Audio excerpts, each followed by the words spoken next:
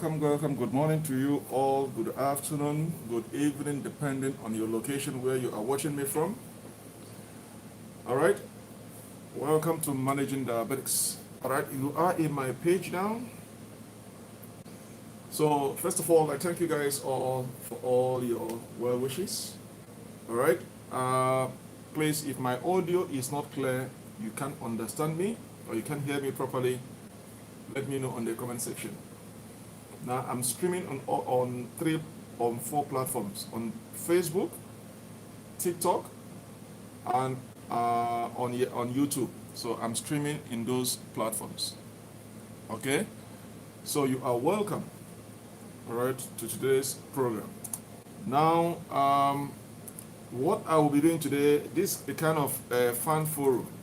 Okay, I'm going to be answering all the questions that comes in regarding this insulin resistance. So it's going to be answering questions. I have about 10 questions I counted about insulin resistance. So this is going to be questions, answering all the questions that come through on the previous video that I've done regarding insulin resistance and diabetes. So I want to use this opportunity on this live section to answer those questions. So that is what I'm going to be doing today. So if my audio is not clear, please let me know on the comment section. You are welcome. And if this is your first time coming across my page, all right, if you have not yet subscribed to my page, kindly press the subscribe button and join the community. Okay, here we discuss issues relating to diabetics. So if this is your first time coming across my page and you are not yet subscribed to my page, kindly subscribe to my page. So anytime I'm live or drop any content, you'll be notified. So I'm streaming on YouTube and then TikTok and then on Facebook. All right. So you are welcome to today's program. Now, understanding insulin resistance. As I was saying earlier on, I'm going to use this live program, to answer all the questions that came in regarding this topic that I discussed last week. So there are a lot of questions, and I want to use this opportunity to answer those questions. All right. So that is it. If you have any question, please kindly let me know.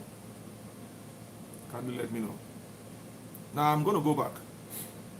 It's like the last time I discussed about what are the differences between insulin resistance and diabetes. I still got questions on that topic. So I'm going to answer all the questions. I'm going to be looking at my laptop here and then answering all the questions. All right?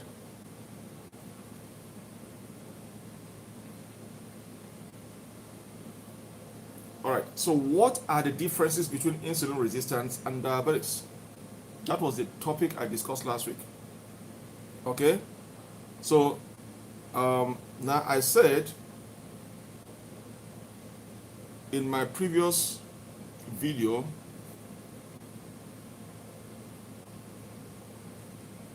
and I said, though insulin resistance and diabetes are not the same. I say they are not the same. I'm answering. So you that ask me that questions, I'm trying to explain it in such a way that you can understand. Insulin resistant and diabetics are not the same. So I'm going to try to explain it in such a way that everybody is going to understand this question. But they are related. They are not the same, but they are related. Now, even though they are not the same, they are related. One of them can influence. Okay? One of them can influence the other.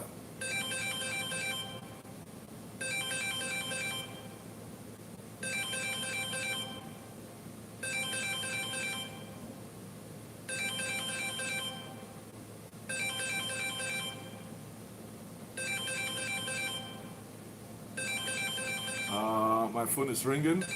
I'm going to continue. Let it finish.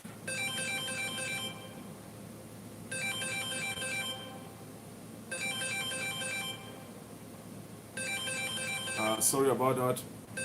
Let it finish ringing and then I will continue. All right, let it finish ringing and I'll continue. Sorry about that. All right, I don't know what to do. Just excuse me. Just hold on. I just want to do something. Let me turn the. Let me turn this.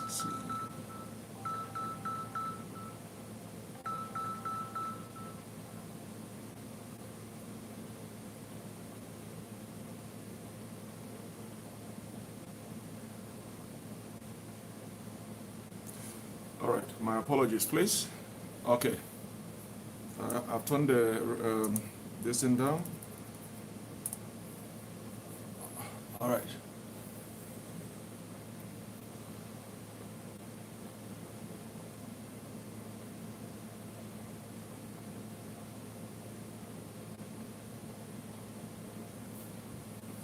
So what am I trying to explain? Okay, I said insulin resistance and diabetics are not the same. So I'm going to explain it in such a way that you that ask me the question will understand the difference between insulin resistance and diabetics. Okay? Now, they are related.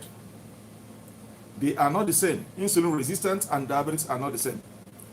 You might have diabetics and don't have insulin resistance. Not all insulin resistance can lead to diabetics. Okay? So they are related. That's the second point. Now, one of them, either the insulin resistance or the diabetes, can influence each other. So I'm trying to explain it in a layman's way, the way you can understand it. One, insulin resistance and diabetes are not the same. One. Two, they are related. Three, any of them can influence each other. Okay? Now, the treatments, okay, may depend on what is causing that insulin resistance. Doctors don't treat symptoms. We treat underlying cause of that symptoms. So the treatment will depend what is the underlying cause of that insulin resistance. Okay? So that is the simplest way for me to differentiate or to explain to you what are the differences between insulin resistance and diabetics. Okay? So, now, I believe you asked me that question. I believe you are watching. Okay? I'm going to go to the next question. Okay? So, as I was trying to explain, not everyone who is insulin resistant has diabetes. So you might have an insulin resistance, but you are not diabetic. Okay? And not all people with diabetics are insulin resistant. That is why I say the treatment of insulin resistance depends on the underlying cause of what is causing that insulin resistance. Now, when you go to a doctor for a particular illness for treatment, doctors will ask you the symptoms you notice. They don't treat the symptoms. What they treat is the underlying cause of those symptoms. All right?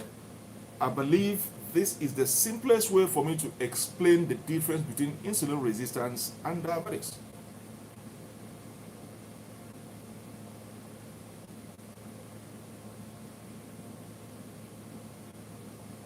All right? So, now let's go to the second question. All right, I just want to go to the second question. The second question says, what are the symptoms? What are the symptoms of insulin resistance? What are the symptoms of insulin resistance?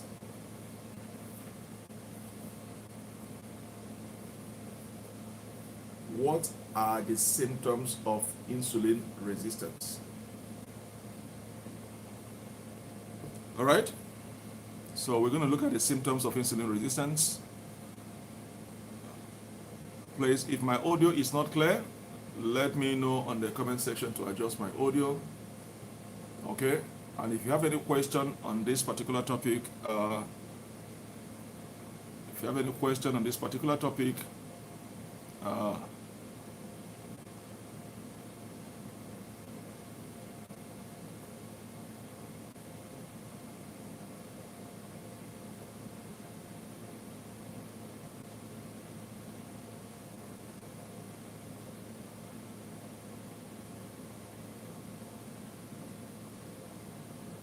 So what are the symptoms?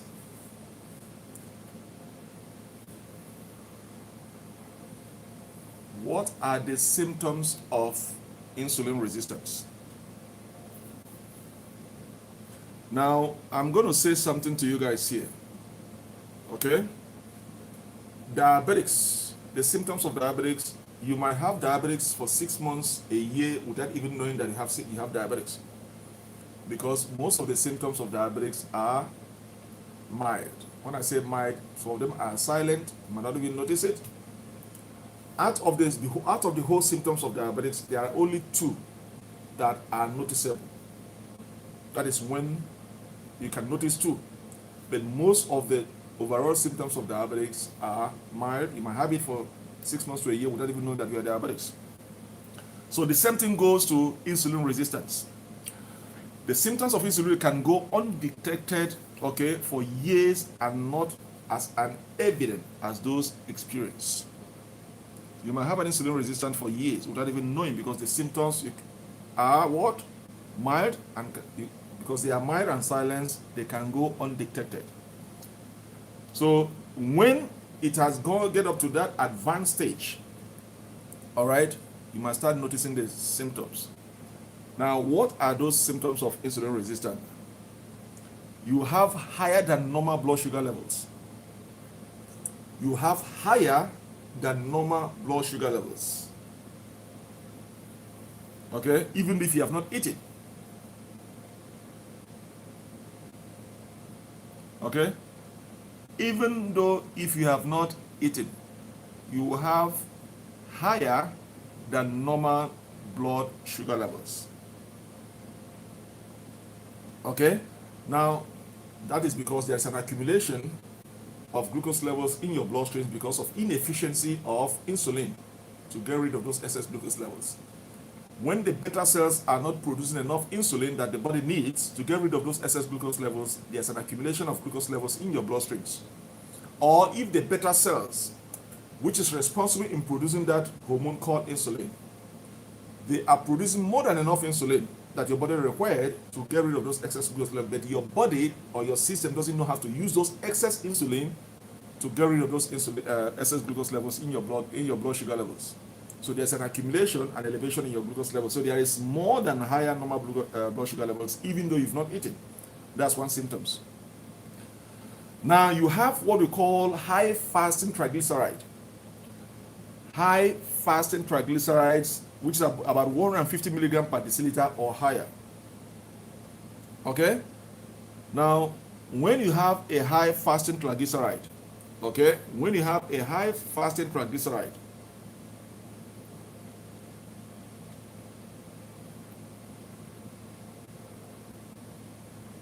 all right, now it's going to rise up to about 150 milligrams per deciliter or higher. Then you are inviting problem. Cholesterol, high blood pressure. Now, when you are having a 150 milligram per deciliter, your triglyceride and your glucose level have to be trending on the same direction. Your glucose level cannot be normal and your triglyceride is higher. No, they are trending in the same direction. That is why when you have insulin resistance, you have higher than normal blood sugar levels, which is about 100 or higher. So both of them are trending in the same direction because now you are having insulin resistance.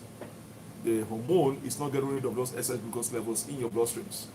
So that is one second symptom. You are having a high fasting triglyceride and also a higher than normal blood sugar levels. Then the third one is you have what is called high LDL cholesterol, your bad cholesterol, low lipoprotein density. Your LDL is your bad cholesterol. Your HDL is your good cholesterol. So when you have a high fasting triglyceride, you are inviting cholesterol issues and blood pressure to yourself. So now you have the LDL, which is your bad cholesterol, and you have a high fasting triglyceride. Now what happens? Okay, that is why you develop heart attack or even sudden death. Now, when you have um, when you have a normal blood sugar levels in your bloodstreams, I'm going to demonstrate how your body works in terms of the glucose levels and in terms of how your cholesterol works. Say for instance, okay, if your blood sugar levels is here, that is normal.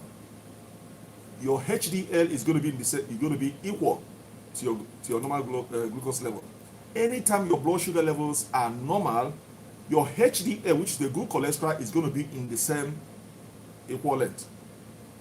This your HDL, which is your good cholesterol, serves as a defense for your cardiovascular. Now, when your glucose level, which is your sugar, is high enough, this your HDL, which is your good cholesterol, is going to come down, and then your bad cholesterol, which is the LDL, is going to rise up to your high glucose levels. So you have two potency, high potency, your bad cholesterol, high glucose level, okay? That is why sometimes you have heart attack or stroke. So anytime your high fast triglyceride rises, or anytime your sugar level goes above beyond normal, your triglyceride is going to rise, and your LDL is going to rise in the same directions. So the symptoms of insulin resistance is you have a high LDL cholesterol, which is your bad cholesterol. Okay? Low density lipoprotein, and your HDL is high density lipoprotein, which is your good cholesterol. Okay? Now, obesity is also a symptom of insulin resistance. So those are the four most common symptoms of insulin resistance. We have higher than normal blood glucose levels. We have high fasting triglyceride. We have high LDL, which is your bad cholesterol, and then you have obesity. These are the symptoms of insulin resistance. So there may be others also. All right, there may be others. Do you have any question? Let me see if there's any question.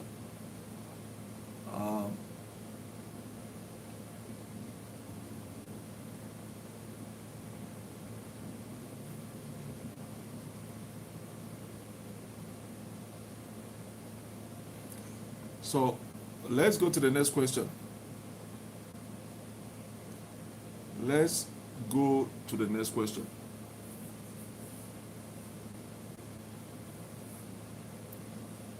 All right, let's go to the next question. Okay, somebody, Walker, is asking me a question on TikTok. He says, should we eat processed food or avoid them? Avoid them. Avoid processed food. Now, processed food, that's what they call them, processed food, because processed food, most of them has a lot of added sugar in them. Every doctor will tell you to avoid processed food because they have been processed. There is added sugar in them. There is saturated fat in them. So that is why you have to avoid processed food. And that is why I've advised you guys, not every time you have to patronize fast food joints. Fast food joints, their foods are not healthy because of the kinds of oil they use in their cooking. So if you can avoid processed food and eat healthy, it's good. Avoid it by all costs if you can. All right, Walker, I believe I've answered your question.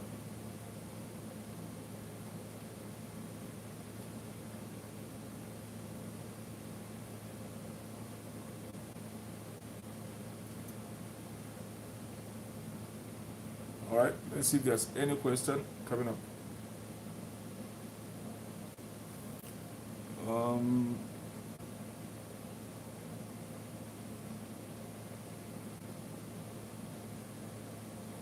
If you have any question, Walker, I believe I've answered your question. If you have any question, please ask your question on the comment section.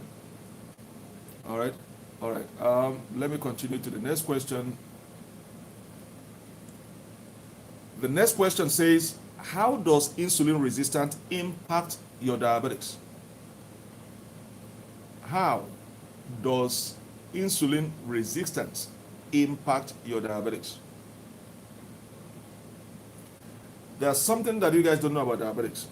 Diabetics can be managed, can be lived with, and you live a normal life. I know in the beginning you find it very difficult on how to manage your diabetes, or if you have a loved one that is dealing with this condition, you don't know how to manage it. But once you understand the ins and outs of diabetes, especially the dieting, it's very easy to live a normal life with diabetes. Dieting is the most hardest part of managing diabetes. I said it several times, you can eat, you can drink your medication to eternity. If you are not dieting properly, you are going on a right cycle. So that is why you keep seeing, complaining, I'm taking my medications, but each time I check my blood sugar levels is high. Dieting is the most hardest part of managing diabetes. So if you want to get rid of that over complaining, why is my sugar level is high, deal with the dieting aspect of it. Like Walker says about processed food, if you can stay away from processed food, that's one aspect of dieting. The best healthy food you can give yourself is the food you cook at home. The best healthy food you eat is the food that you cook at home. The ones you patronize, those fast food joints, are problem. They are processed because of the saturated fat oil they use. Okay? So, that is it. So make sure, okay? Make sure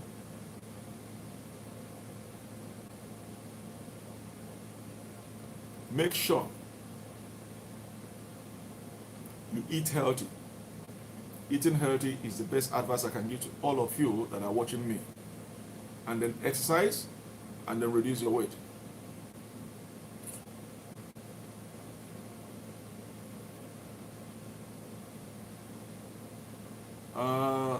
There's a question on TikTok. Semafil says, why do I fat blood every time I eat McDonald's? Okay, that's a very good question.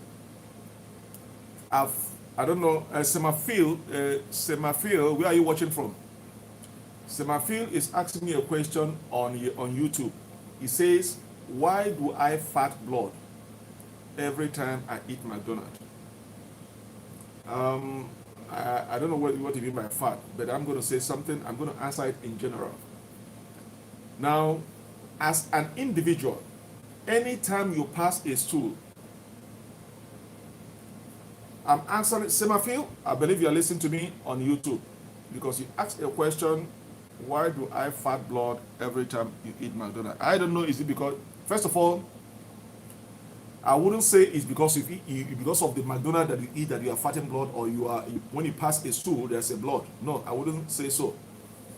Now, as an individual, anytime you go to the washroom and you pass a stool and there's a blood in that stool, it's an emergency. It's a cause for concern. You have to go and see a doctor immediately. Anytime you pass a stool and you notice a blood on your stool, that is a medical emergency. You have to go and see your doctor. There shouldn't be any trace of blood in your stool. You have to go and they check it out to make sure if there's any tumor that have come to an advanced stage, it could be cancerous. So why I say I'm answering that question, because he says anytime I eat McDonald's, I fat blood. It could not be. It might not be the McDonald's food that you eat. Maybe this you have been neglecting it. It has risen to an advanced stage, and then you start noticing blood in your stool. You have to go and see a doctor, and then they have to send you for different blood tests to see if there's any tumor that is causing you to fat blood. It could be cancerous in you that you are neglecting. So that is something you have to take seriously. Now, so it might not be because of the McDonald's that you eat that is making you to see blood in your stool or whatever you call it. Second thing again is that anytime you are passing urine, there shouldn't be any blood seen in your urine. When you are passing urine, watch what you are passing. Don't just flush it away. Anytime you see blood in your urine, it's a medical emergency. You have to go and see a doctor immediately. There shouldn't be any blood seen in your urine. There are some blood that you cannot see with your naked eye, except when they put your urine on microscope, they'll see some blood in it. Okay, so you have to, those two things, you have to manage it properly. So semaphil, I wouldn't say because of the McDonald's that you eat that you are seeing blood. If you are seeing blood in your stool, our advice is to go and see your doctor and do some tests to find out whether there are blood in your stool. That is a medical emergency. Do not ignore it. Our advice is to see a doctor. All right. Let's go to the next question. Because I was trying to answer this question before I saw this semaphil question. How does insulin resistance impact your diabetics?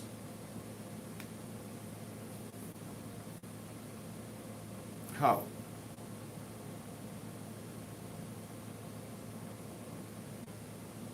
Okay. How does insulin resistance impact your diabetics?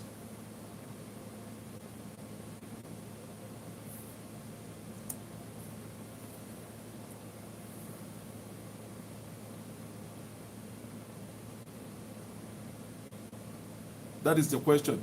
How does insulin resistance impact your diabetics?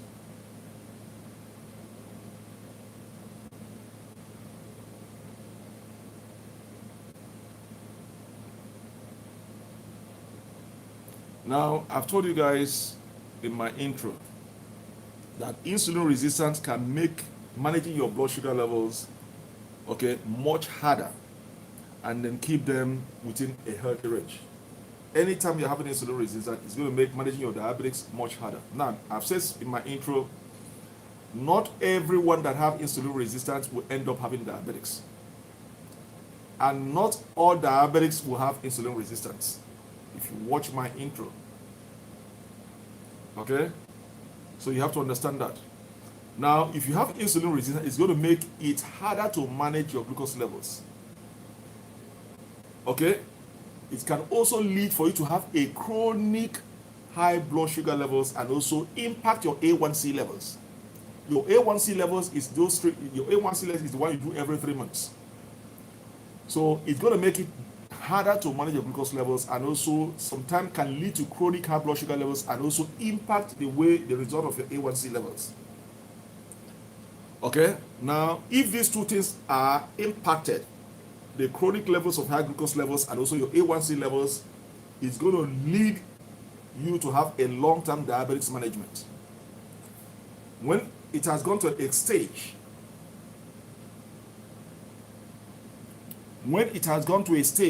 that it makes your diabetes management very harder, it has gone to a stage that it becomes a chronic nature of high blood sugar levels that lead to an impact in your A1C levels, then this is going to make it a long-term diabetes management. It's going to make your treatment of the diabetes very hard.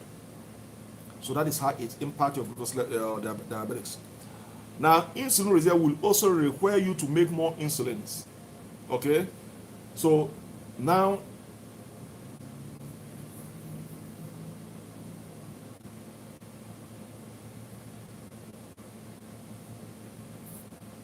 I see your question. I saw a question coming in here. Just hold on. Let me see what it says.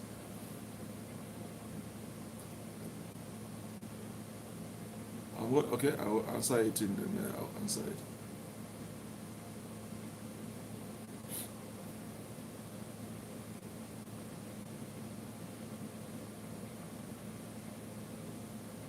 All right.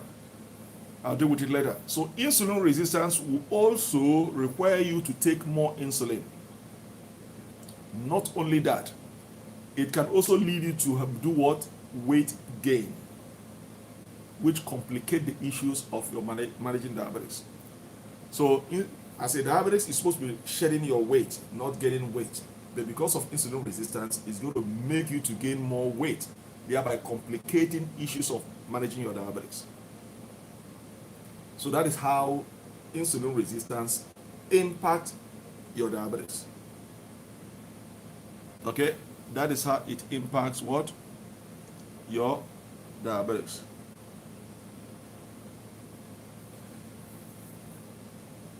Do you guys have any question? Do you guys have any question?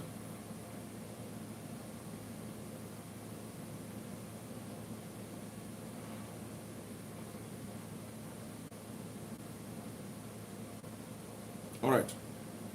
Let's go to the next question. What impact does obesity have on insulin resistance? You know, insulin resistance is going to make you to do what? Gain more weight, thereby complicating issues of managing your diabetes. Now, what impact does obesity have on insulin resistance? You see, it's a reverse. If you can understand the trick of this question, it's a reverse. When you're having insulin resistance, it can lead you to do what? Gain more weight. Now, the question is that what impact of that weight gain will have on your insulin resistance?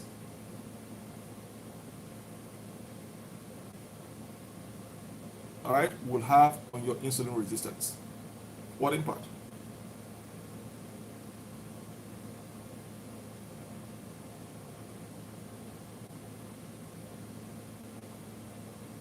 What impact? Now, one thing I have to let you guys know is that excess body fat, okay, in the form of obesity, and that is why every doctor is going to, anytime you become diabetics or even if you are pre-diabetics, doctors are going to ask you to exercise, to shed your weight. Even though you are not a diabetic, make sure you maintain a moderate weight. Because if you develop more fat in your body, have more tissue fat in your body, you are having a high risk of developing diabetes in the later age of your life. So excess body fat in the form of obesity, especially in the abdomen and around the organs, also known as visceral fat, that's what we call visceral fat, okay, is the leading cause of insulin resistance. So the more fat tissues you have in around your abdomen area, your waistline, okay, or other organs we call the visceral fat, that is the main leading cause of you developing insulin resistance. And so that's why doctors are going to be preaching for you to reduce your weight, burn your weight, exercise. All right? So losing excess body weight and being active are the best way, okay, to reduce insulin resistance. You have to be active. Exercise is very important. Exercise is very important. That's why as a diabetic, you have to keep moving. As a diabetic, you have to keep moving. You cannot be stagnant in one area. As a diabetes, they encourage you to keep what? Moving. That little moving you are doing is an exercise. Exercise does not mean when you go and register in a gym. You can do a lot of exercise even in your office, even where you are sitting, even at home. But as a diabetics, they encourage you to keep moving. Keep moving. Okay? Those that are having 9-to-5 job, that sit in their office, in their desks from 9 in the morning to 5, if you're a diabetic, you have to also add about 5 minutes exercise interval.